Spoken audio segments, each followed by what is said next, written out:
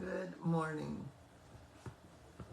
Can everybody hear me? I also didn't have a voice last week, so I don't have a voice this week because I did too much with it. I had a voice Friday, Saturday, Sunday.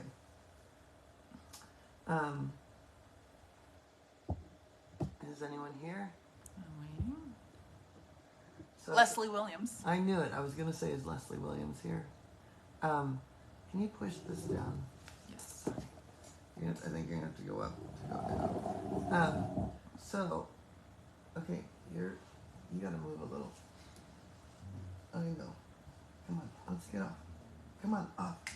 Come on, off. Let's off, all the way off. Now, come back up and reposition with me in a better position. Up. Can Leslie hear me? Let's see. Do we know? We're giving her a minute to respond. Okay. Hey, Penelope, you can come back up. Good girl. Jesus Christ. I know it's meant. Okay, so we have a lot more to talk about with She says yes, she can hear you. Okay, good. People trusting themselves, people having confidence. That was a big topic last week, and I'd love to have your animal communication questions. That's good enough. I can at least get coffee out of that. I think it's going to be strong. So, thank God I brought water. So here we are. The cup today is the salmon, which in Pacific Northwest native lore, the salmon is abundance. So, cheers. And this is from the Whale Museum. So, is anyone here? Yes. Okay. So Danielle Van Amsterdam says hello. Hello. Elle O'Brien says hello. Hello. Leah Pancheri, hello. Hello, Leah. Oh. Hello, Leah. Oof. Jet fuel. Put a little water in. Melissa Chandler says hello. Hello, Melissa. Val Smith says hello. Hello, Val. Okay, good. There was an excellent a lot of questions have come through about, animal communication and trusting yourself. And I've had some really great discussions with students that were graduating or just coming in. And I wanted to share a question and the answer with people because it was really profound, and maybe this will sound familiar, Melissa. Anyway,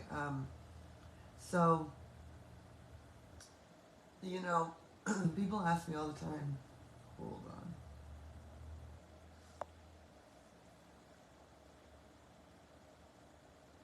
on. This throat needs a lot of care lately. It's actually from my lungs. But anyway,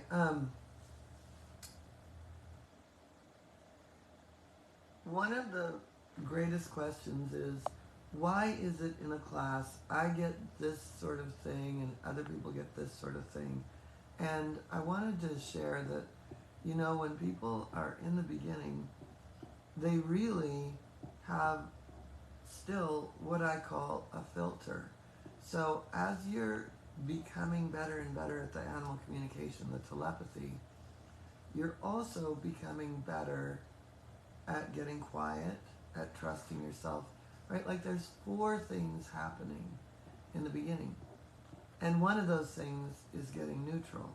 And the more neutral you get, the more you get the whole story. But in the beginning, let's say I'm someone who I live for fun, right? So I'm going to see all the fun that every animal has, even if it's a very pensive animal. I can be very serious as well, as we know. Mm-hmm. I can get down and get dirty and get done. But I always have this fun reward, whether it's a dog hike or dinner with friends or something. So I recognize immediately animals that like to have fun. I also find people that like to have fun immediately. So, and I love fun with animals. So weird, but I'm surrounded by people that love to have fun with animals. But So the point is that we come to this with our filter. Our filter is who we are, basically our persona, our personality, everything that we are. So when we want to look at the essence of another animal, we're often still looking through our own lens. And then as we get more neutral, get more confident, that telepathy muscle is really strong, we start to see the whole picture. And it's a really, it's such a great question. It's such a great topic. Is anyone resonating with that? Yeah, Melissa said. Yay, sounds familiar, and thank you so much for the great explanation. For me, I remember you saying from the very beginning, it's learning the landscape of your own mind so that you can differentiate what's yours and what's not. Yeah, absolutely. And that takes a while. It takes a long time of getting super quiet. And it's a continuing practice. Yeah. But once you notice that something isn't yours, you kind of can't not notice it, you know? What are you looking at? Daniela Van Amsterdam said, you're like, what are you looking at? With my what, Is there something at my nose? Mr. Magoo. Mr. Magoo over here. She's like this. And I'm wearing glasses. With glasses. Daniela Van Amsterdam says, yes, it is really a bit of a struggle and neutral. Elle O'Brien says, my kids can definitely tell that I'm trying, and I think that they know that I'm still somewhat blocked. You know, what do you think the block is?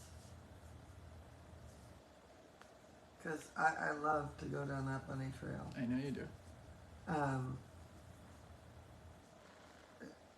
Because, you know, there's a lot of ways we can look at this, right? There's blocks could be, I have so much distraction. Blocks could be, I'm afraid to do this because I'm afraid of the world it's going to open. Blocks could be, I'm afraid that I'm going to do really well with this, and then I have to leave the world I'm in. Blocks could be, I'm afraid I'm going to fail, everyone else seems to be better. She said, not believing in myself for so long. Does anyone else resonate with that? Claudia's got her hand up. Type your name in, Claudia. Type it in. Because I just want to see if anyone else... yeah, especially... and is anyone here joining Animal Communication Level 1 tomorrow? You know what? I jumped right in and forgot to introduce myself. I was about to say, wait a minute. I think we forgot something.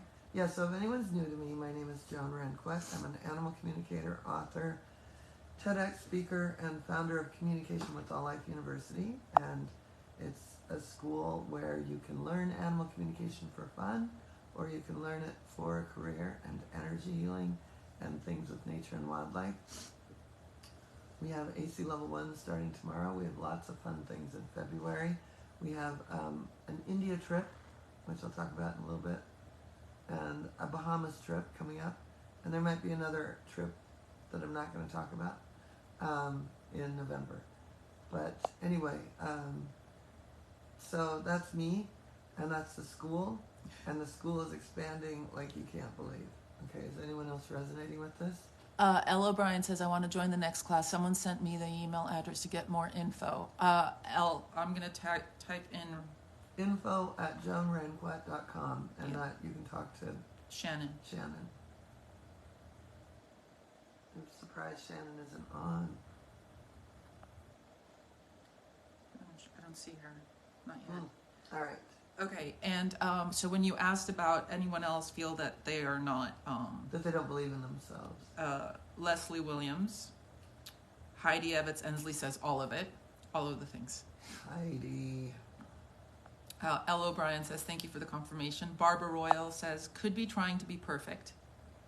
Yeah, but I also think that in the beginning, this is so new and so exciting, and we want it so badly that a lot of our old insecurities that could have come up from, you know, knowing that you don't belong on the volleyball team, or you know what I mean, whatever it is, that like where places where we didn't do well, or we didn't have people affirming for us or confirming for us that things are that we're doing well at something. And so, you know, we lose confidence in ourselves, and that carries over into this. And then, yeah, there's also, you know, for every moment that you have a fear of failure, there's usually a fear of success right in there, right? So it could be like, I don't believe I can even do this, and if I am going to do it, then I have to do it perfectly.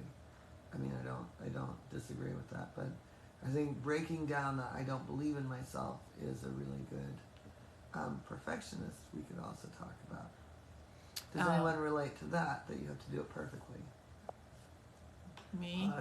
See, I mean, I do think they go hand in hand. They do, for sure. It's always a fear of success and a fear of failure. That for me, I've realized that's the biggest thing. It's like, yeah.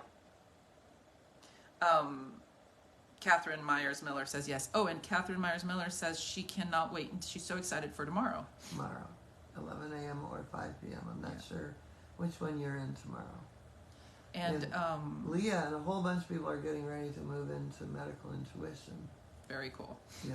Elle O'Brien, she also says, yes, healing old trauma was definitely a prerequisite to even considering whether or not I could connect.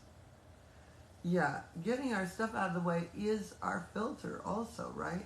I'll tell you a little story. It's in my first book, I think.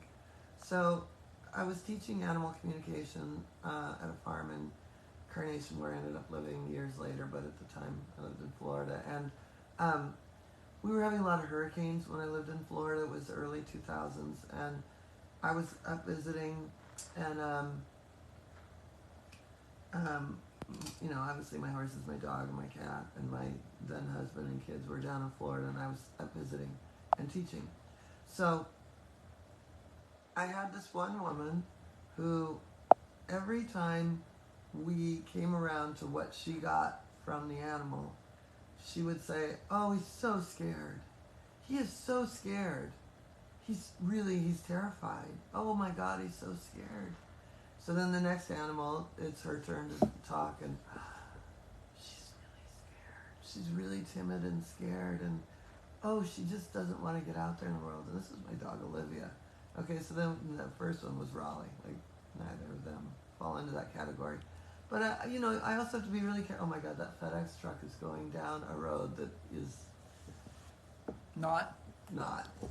Pretty much, they're going to be backing up in a minute. That dirt road is a river cliff at this point, a dried riverbed with a right down the middle, a crevasse. Anyway, a crevice. So so every single animal she talked to, she said the animal was afraid, and I finally stopped her on the third animal, and I just said, "Are you a fearful person?" And she said, "No, I wouldn't think so." And her daughter was in the class, and her daughter was like, "Mom," and this is an adult daughter with her own children, like, "Mom, come on." And she's like, "Yeah, I guess there's an underlying fear that runs me, you know." And so when we have certain things that run our nervous system, so for example, let's say that maybe you have anxiety, or you used to. You might pick up on animals that you might recognize right away. Oh my God, this is an anxious animal. But the thing is that there are animals that have anxiety all the time, but for the most part, animals and people have moments of it, and so we aren't any all one thing. So moving through that filter so that you recognize, oh yeah, this animal has a moment of anxiety, but the rest of the time it does this and that and this and that, is so important. So self-healing is not only a prerequisite for this, but if you end up in a big program or even a single certification, there's some self-healing involved. Can I share what I've always said? Yeah. I tell people that I never thought that a course in animal communication would lead to so much personal growth, because you are forced to kind of look at yourself and see your stuff.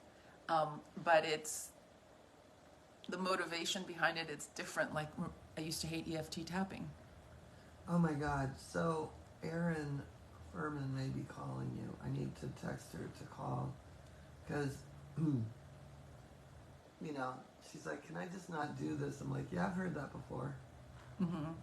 And because you're doing this for the animals, like you have a different perspective of why you're doing it, and then you're forced to. It's like the motivation is different. It's not just about you anymore. It's about what you want to go out there and do in the world. So then you're a little more open, I guess, to look at those things and want to get through them because of your mission. Yeah, and that's where I always say, and I was thinking about this on my hike this morning. It was like, I know that I say this a lot, but it really is.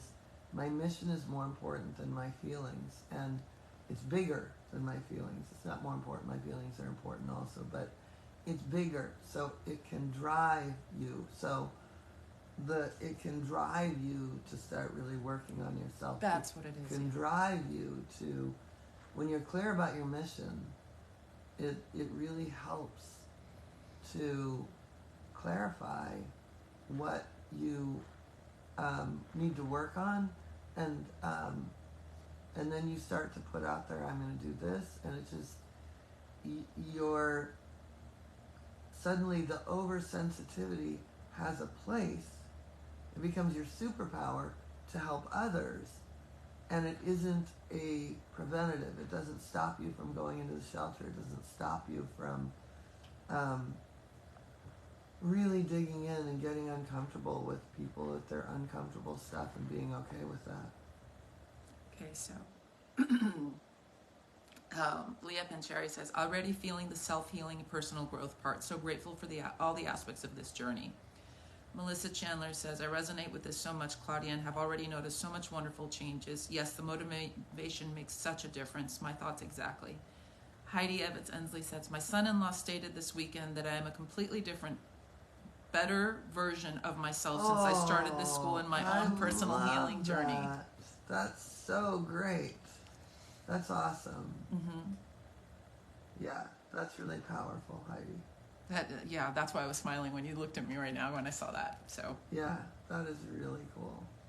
My mom said to me, she's like, I've never seen you like this, and not no, oh my God, I've never seen you like this. It's more like you are standing stronger and more centered and more grounded and more clear on your purpose. And she's like, I always knew you were going to end up working with animals some way or another, but now it's for my mom to notice something like that, you know. It's big. But tell what your son said. So, my son said to me the day before yesterday. And this is a teenager. He's 17. And let's just say he has no filter. He has zero filter. He'll say what's on his mind. He'll just call the police on the neighbors. He called he's just... Fire department. Oh, yeah. He said to me, Mom, you're living your dream life. You have your dream job. You're back in LA, but he's like, you have your dream job. And the fact that even Jeff last night, I did want to say this to you, I was going to tell you this privately, but I thought it was hilarious. Last night when I got home, I mean, we're still unpacking, right? I mean, my house is a mess. And I just kind of moved stuff aside and went to bed. He goes, what just happened? Normally you can't function like if your house is in boxes and, clothes is folded on the dresser and all this. I'm like, yeah, I'm tired. I had a long day today. I was at work. He's like, I never would have imagined that you would be okay with the house like this and go off to work. Like, I always have to have my house in order. And I'm like, work is more important right now. Yeah, and I've always worked from home, so anytime I've moved, I've just, as long as I have that's my, basically show them what, this is like my setup. Yeah, hold on, I'll do it. Like as long as I have that and the kitchen and a bed. That's pretty much my situation right now. Like a little desk, a little hovel, I can work. Yep. I come here, I have my little I can corner. make coffee, Mhm. and I can go to sleep with all my animals. Like, I'm good. Then I take my time because I want to, yeah, I've unpacked slowly. In fact, all the kittens were born. I moved in August 1st, got Francesca August 1st. The kittens were born August 20th. By that point, the 20th, I'd worked all day and then at night unpacked. And I'd gotten all but the guest room unpacked, and it was a sea of boxes. And a lot of it was my dead parents, my dead sister's stuff. So I wasn't going to run and go through it because what do you do with it, right? So, but that's where she chose to have the kittens. And I was like always so fearful that like a tower was going to topple. So anyway, she had kittens in the one room where I still had 10 million boxes. And yeah, so. Of course she did. Yeah. But yeah, it's. But the mission becomes even more important than unpacking. Like, that's that my will point. happen. Yeah. And so my husband last night was like, wow. Like. I'm reorganizing my travel gear because I hadn't really pulled it out before during COVID until I went on that trip, and then I came home and I didn't have the energy to sort it, and I'm sorting through it like the slowest I've ever done anything. My bedroom is a mess, and my bedroom's usually perfect. So yeah, because this is all, we're in a transition with the school. We're moving away from some of the people that helped us with the admin in a really wonderful split, and we're still going to use them for a lot of stuff, but we're changing a lot, and that's been more important than organizing my closet. So. Although I will get to it this Saturday, for crying out loud. Yeah. Oh no, we have that party. I know, I thought the same thing. Danielle Van Amsterdam says, yes, I agree, Claudia, but then at the same time, afraid I am not good enough to do this mission. I am only at the beginning, and I feel I have changed the last months. Daniela, give it time. I'm telling you. Yeah, you are. You wouldn't have had the instinct to put a toe into it. And you not only put a toe into it, you've really committed. And all of it, it's like I went to a yoga class last night. I do a little bit of yoga every day, but going to this class last night and really moving different parts of me slowly and having, instruction around it, it really was so good. And I thought about all the different muscles that I kind of run through when I do my quick routine. Like, all of a sudden I'm slowly taking my time with each muscle group, and she spent a lot of time in our rib cage, which was delicious. That's what this program is, right? We're spending a lot of time on each muscle group, which is telepathy, energy healing, confidence, trusting yourself, developing a self-awareness practice, meditation, developing a self-care practice, boundaries, wanting to be able to move through our own stuff so that we can be our best version, like Heidi's son-in-law saw.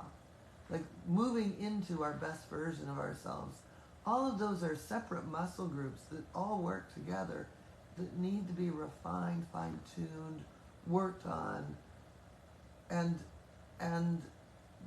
spent, that we spend time looking and examining each and every one of those things.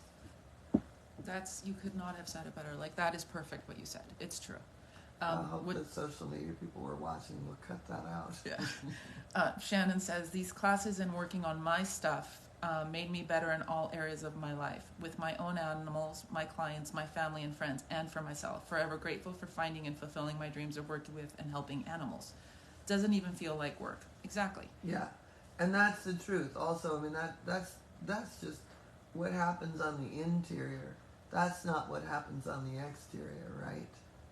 What happens on the exterior is that as a result of continuing to refine ourselves, we then have a better, more harmonious household with our own animals. We improve our relationships with our friends. We get real. We're honest.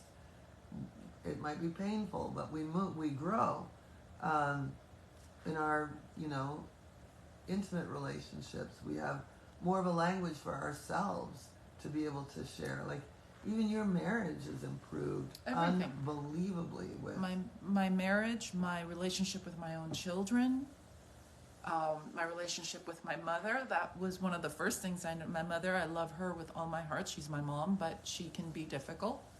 She's a single mom, widowed at 27, so, you know, she had to be very strong in her life. So we've got this, like, you know, Capricorn horns.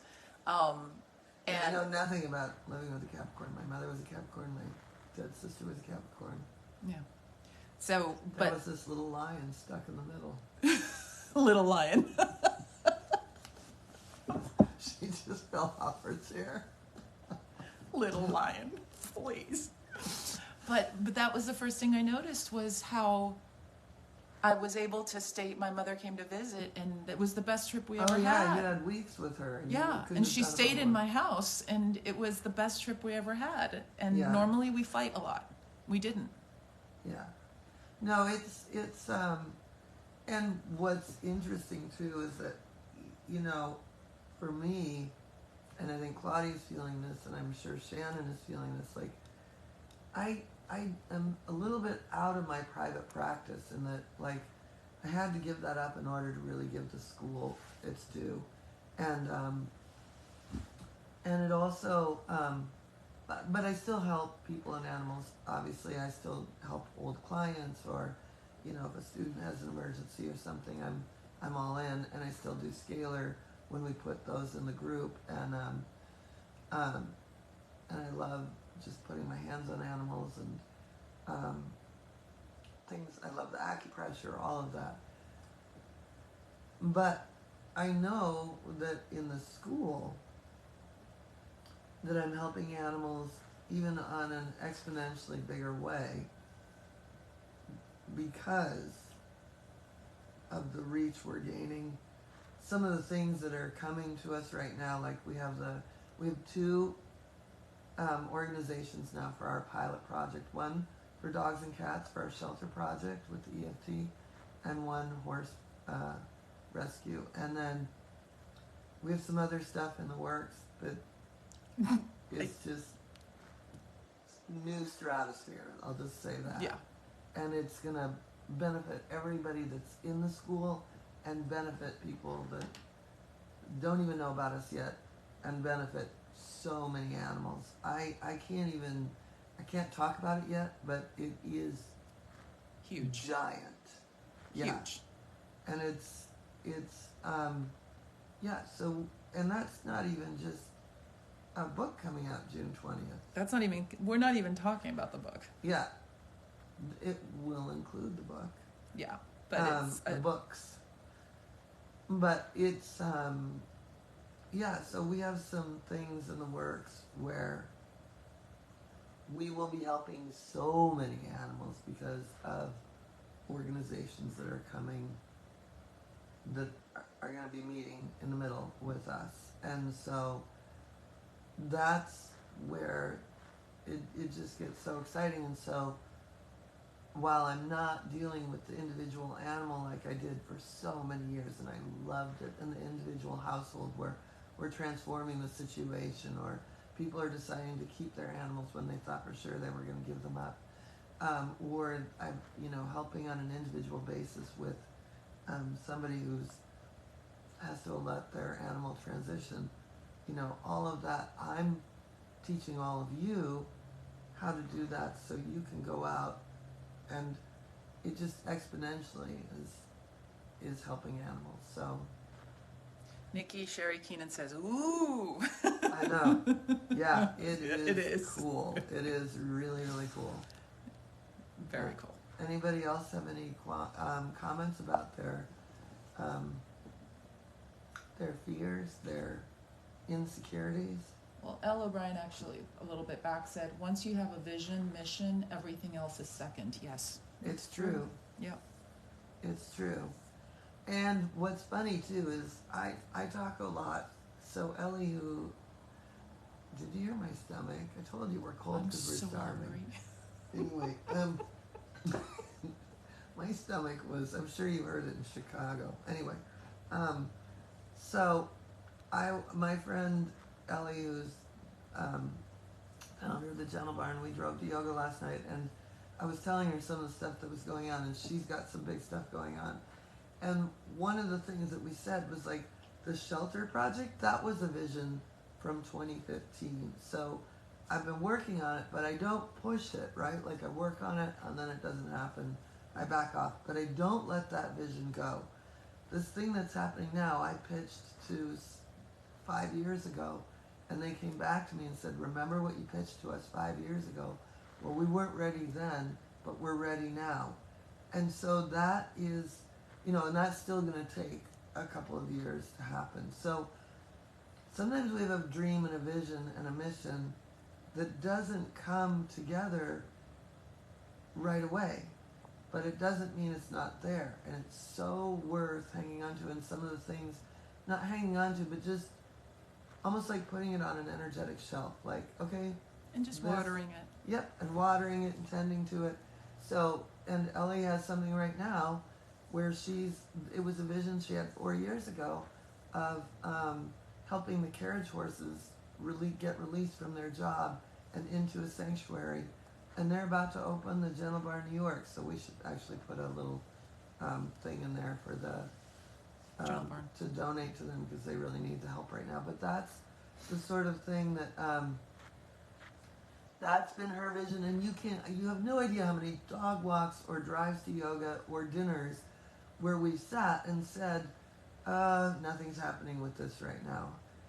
And then all of a sudden there we were driving last night going, 2 of my giant things are happening and her gargantuan thing is happening, because not only are they, do they have a place that they're trying to buy to be able to retire the carriage horses, but they built horseless carriages that they're gonna, it's crazy what they're doing. So I'll put that video in here. But there's lots that, that was a dream of hers 4 or 5 years ago. Each Gentle Barn has been a dream for her. And then at one point she had a dream of putting a Gentle Barn in every state, and now that's not her dream. Like, dreams and visions can shift because she realizes that if she puts them in these key places where she has them. So it's really important to recognize that, like, I've got this vision, this mission, and even though it doesn't feel like it's all coming into play now, they don't leave us, these visions, right?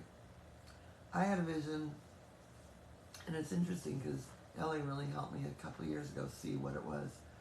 When I met Shannon and a couple other people that came into the program before I had a program, or knew me before I had a program, all I wanted was a healing center. I thought that was the dream. And it was so huge, and I thought there would be and in Denver I put a mini version of it together and I made it mobile. It was the mobile healing center, and we would go, me, a vet, and a chiropractor would go to a barn, go to a doggy daycare. So we had this mobile clinic, right? I wanted a physical location, and I wanted to run classes out of it. I had all these visions, and it always involved classes and healing and a veterinarian and usually a chiropractor and all these things. So then I thought I had my dream place when I got divorced. So then I ran it 2 days a week out of a barn where I boarded my horse in Florida, and it was so fun. And we even have an article about us where, so on Tuesdays and Thursdays, out of this barn in Loxahatchee, I had the healing center. And it was, people had to haul their horses in. So then I moved to Duval, Washington before Carnation. I get this place. I'm in a lease option to buy. It's fantastic. It's magical. Now I've got the healing center. Now I've got the horses coming in. Now I've got a book coming out. And it wasn't what I wanted. But and so I was always baffled by like how I held that vision for 12 years and finally had it, had versions of it, finally had it, and it wasn't what I wanted. but it was the placeholder for the school because it was a year later that the school, like, I couldn't have stopped the school. So it's a funny thing, like a vision also has to evolve. And then I've had smaller visions, like the whole rescue calls, that whole part of the school, that I tried, it didn't work, but I didn't let go of. And that's all part of the two bigger things we've got going. And yet it was someone else. I was just the egg. I'm the surrogate. And she's the surrogate. And now we've got this. And the same with the animals in transition. Like, I wanted an advanced thing for death and dying and basically a doula thing. And so I was just the egg. And now Shannon's got that, right? Like, different departments in the school are things that I couldn't. Anyway, I don't know how I went off on that tangent, but the point is that sometimes dreams evolve and visions evolve, and they certainly don't happen because a lot of this stuff that's happening now, it looks like, woo, look at me, I'm just like making crap up, but I'm not. This is just, it's taken a long time, and I'm glad because systems had to be in place. So, boy, that was a tangent. Okay, so L. O'Brien says, it's all coming. If you see it and let it just come, the steps will appear over time, in just the right time. If you try to force it, nope. The how isn't mine, just the vision and the why. Yeah, that's true. And Danielle Van Amsterdam says, beautiful, thank you to that. But, yeah, I mean, that's how I ended up here. Yeah. You knew you wanted to work with animals, you didn't know how. I didn't know how. You kept trying a bunch of different things. And rescues. I mean, short of becoming a vet, which I knew I couldn't because I just was not science. I'm not a science. I love science. I just don't like blood. But yeah. And then I ended up having a situation with the dog, and the universe kind of hit me over the head. And the day I remember, I mean, I say this all the time. I swear it was a day I just said, I wonder about studying animal communication. And a week later, I met you. 1 week later. Literally. I thought it, I texted a friend and I thought, hey, do you want to find an animal communication course with me? And she said, oh my God, there's an animal communicator coming to teach at the General Barn on Saturday. This was a Sunday. So it wasn't even the next week. It was the next day that you heard about me. That I heard about you at the General Barn, and I happened to know Ellie and reached out to Ellie, and that's how I ended up here. And now, 4 years later, I also remember sitting here at the intensive and saying, do I have to do this EFT thing? Because Yeah. I think that, can I just skip this part? Yeah, I'll talk to Erin. But I just remember, having a moment at home. It was 9 o'clock at night. I was going to bed. I was exhausted, but super amped at the same time. And I thought, everything I've done in my life feels like it's come to this. And I emailed you my resume. I was like, what am I supposed to do with your resume? And I don't need anybody to work for me now. I'm good. Thank you. Yeah. 4 years later. Yeah. Here I am. I was like, why is she emailing me her resume? I'm like, something told me to do this. I mean, it looks really cool, all the stuff you've done with bands and Hollywood, but... But you know what? Kat, who's worked for me 6 years, she was a yoga teacher in Carnation and worked also at oh my God, Heidi, what is the school there called? The Wilderness Awareness School. So Kat worked both Wilderness Awareness School and the yoga center where I went. And so she was a Thursday night teacher, and often I would, if I wasn't teaching energy healing, I'd go to yoga. And so she, I got to know her, and then I moved here, and she moved to Ireland about the same time I moved here. And she wrote to me on Messenger, hey Joan, I'm living in Ireland, and I can't get work, and I was wondering, do you need a virtual assistant? I was like, no. I just wrote back immediately, no. Well, do you know anyone that does? No, I don't. I really don't. I'm like 2 hours later. what do you do? And so she's been working for me since. And mine was, do you film? Can you film? Can you film? Well, first, I knew she could take photos. Yeah. Yeah, so it's that vision. I knew I was going to end up just, it's like you said, the how is not mine, it's the why and the... I'm into other people's visions. Yeah. You are. And then Shannon, hold on, it's not showing up for some reason on my phone, but so this is going to move. I still can't believe you fell off your chair. Yeah. Thank you, Joan, for holding, this is Shannon. Thank you, Joan, for holding space for this amazing school and allowing all of us to come through you. All of this to come through you.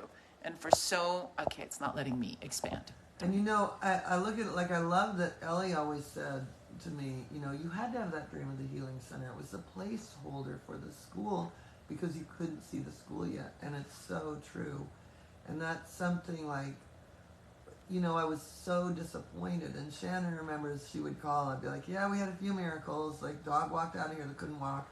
Like, I loved doing the hands-on work, but it wasn't what I was supposed to be doing.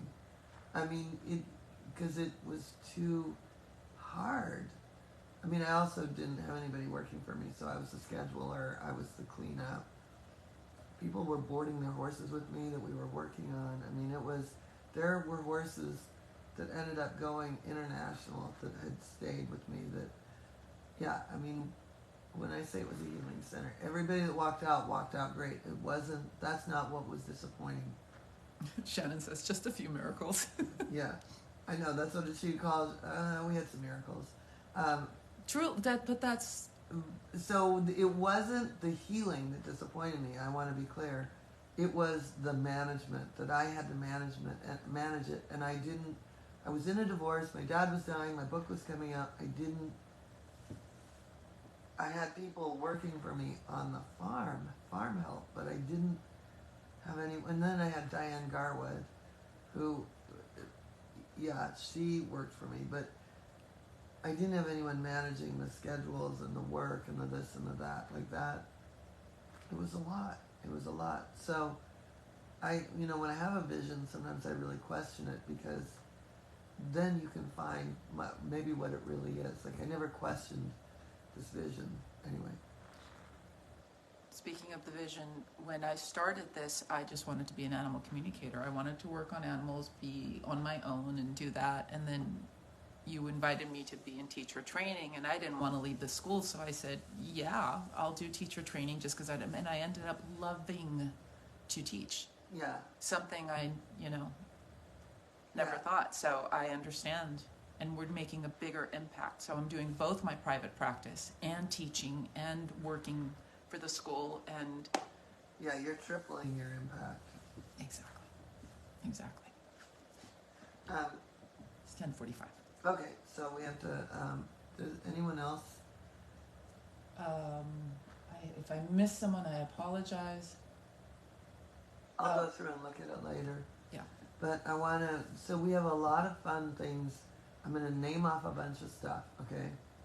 We have AC Level 1 starting tomorrow, Animal Communication Level 1 starting tomorrow. In February, we have some fun webinars. We have some free stuff.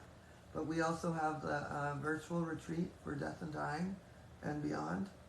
And that's a really sweet, intimate little weekend that that's really powerful.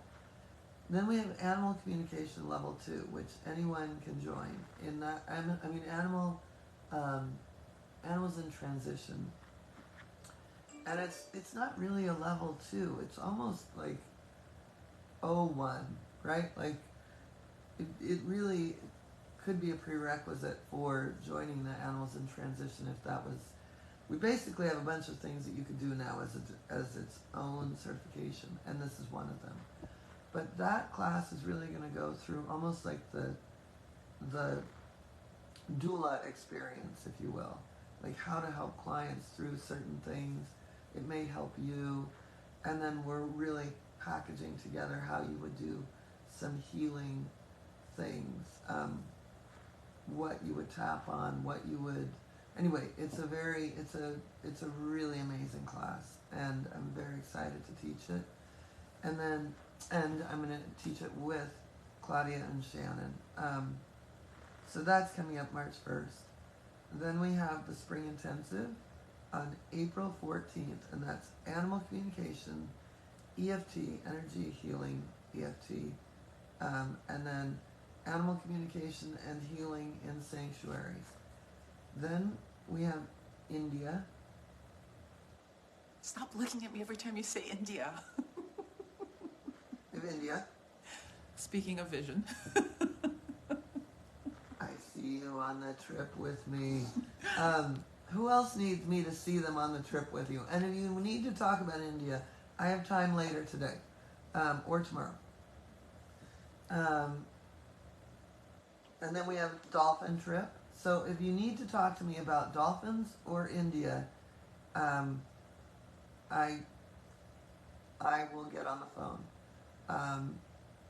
Then we have, yeah, that's it.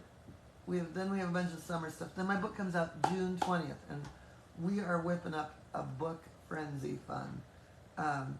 So those are the things, right? Did I forget something, Shannon? Oh, and then in May we have Energy Healing for Animals starts again. We have hands-on classes coming up. We have Northwest School of Animal Massage. Lola, the head of it, coming here to teach in February 18th and 19th, I believe. And then we have the second weekend in March, we have the acupressure class with me and Jill, and that is always fun. I have to say, Joan and Jill and Joan, Joan and Jill. I call you guys Jill. Yeah, we're both Jill. We're pretty fun. You guys are a lot of fun. They teach well together. It's fun. We have fun in those classes. I love filming them too. So Shannon got to experience it in Virginia Beach. That's another thing. So I met Jill because she was supposed to be the vet at my healing center. You know, so it's like sometimes when you have that vision, you pull people in and it's not quite ready yet, but you get the people you're going to work with for life, right? That's true. Laura Ayat says, I know I'm in the right place. I feel the connection with the school very strongly in my heart, but don't yet know what form my contribution will be. And she's someone, this is really important to say, Ayat is working on her case studies, so she's gone through all the coursework, she's working on her case studies, she did the running start, if you will, jumped into teacher training, you know, before she graduated, which people do, and then, but is still formulating the vision. But look at, I had a vision for 10 years of a healing center, and it ended up being a school, right? So the school, this is year 15 for the school, by the way. Yeah. So, you know, for 5 years I had a practice. I still had a day job the first 2 years of it, writing. And then, you know, I didn't have a vision when I first started doing this, when I was in private practice. And more the healing center. And I thought about, I wanted a TV show. Oh, weird. This is what I'm doing. And I pitched stuff to Hollywood, and they just wanted me to make it this other way, like, don't even make ask. It sexy. Yeah, and I just was like, no, I had to be real. So here we are. Here I am on my own TV show. So like all these visions come through. It doesn't have to be like one giant vision. It could be little splintered visions, right? Like the rescue call that the school does, or this department in the school, right? Like they aren't all giant visions. They, you know, so it's, you have a really good picture of what you want to do in the shelters. So, you know, you shared that the other day. So anyway, we have a lot to do. Okay, so Ella Bryan says, see me with you and the dolphins, please. Okay. And then she says, thank you for having a space where I can feel connected to others who are interested in knowing animals on a deeper level. I appreciate you in this group. Thank you. Wow, thank you. And then Shannon says, Jill and Joan are a blast, and it's exponential learning when they get together. Yes, it's true. fun. It's fun. It's a lot of fun. So thank you, everybody. We will see you next week. thank you, everyone. Bye.